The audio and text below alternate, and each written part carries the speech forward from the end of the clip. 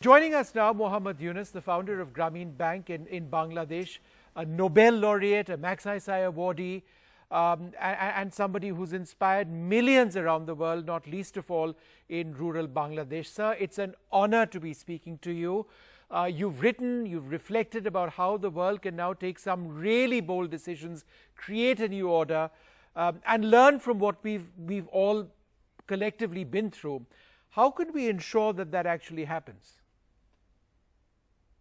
Well, I'm simply raising a question. Everybody is trying to go back to where we are coming from before the pandemic began. I said, why are we in a rush to go back? Why should we go back at all? That was a terrible world. We are lucky that we are away from it now. And the machine has stopped. So we don't have to move in that direction.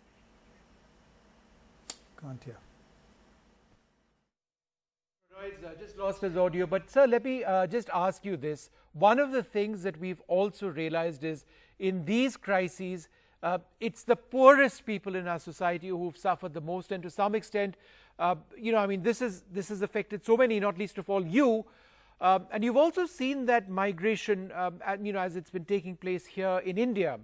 Now, the terrible and tortuous path that people had to take, for example, to walk home, so many suffering. How can we change that? How can we make sure that we are much more focused on the poor? Where the people live, we build the economy. Like you mentioned about the migrant workers, they were walking on foot by going 1,000 miles. I said, why people have to have a kind of survival livelihood by going 1,000 miles? Does it make sense? Why can't we create an economy where you don't have to leave your home, the place of your birth, to have a survival level economy? If you want to go above, then you go wherever you want. But the survival economy has to be built there. Rural economy should be independent economy. And the people who we're dismissing as the informal sector, they are actually micro entrepreneurs. They do things on their own.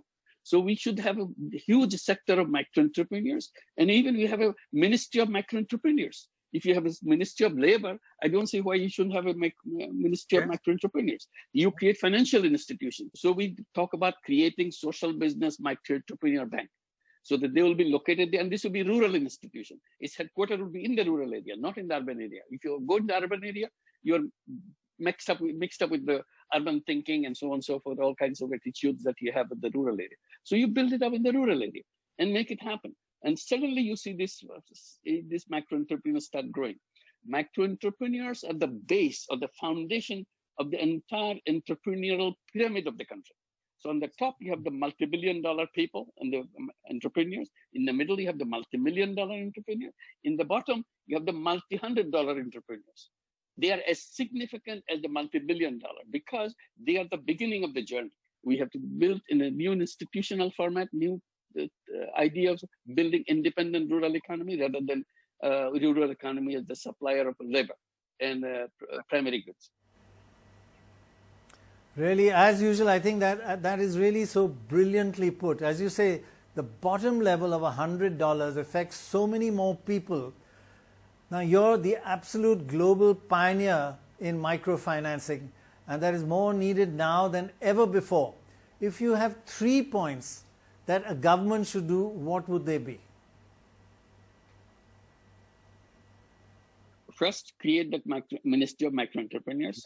Yes. Design institutions to serve the micro entrepreneurs, to help them to move up. Eliminate loan sharking in the whole country.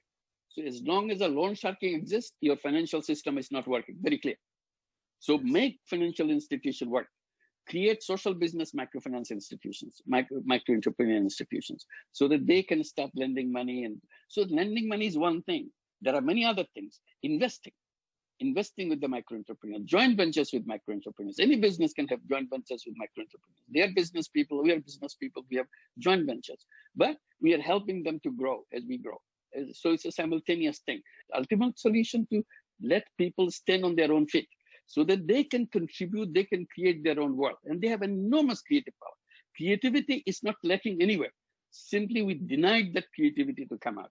So we create now institutions, policies, whatever institutions you have for the rich people, just have the similar thing for the poorest people. And suddenly it works. It's a kind of reversal of the process that you want to do, and continue to do that as you go along. And particularly third one, focus on women. They are the treasure. They are the one who change the world.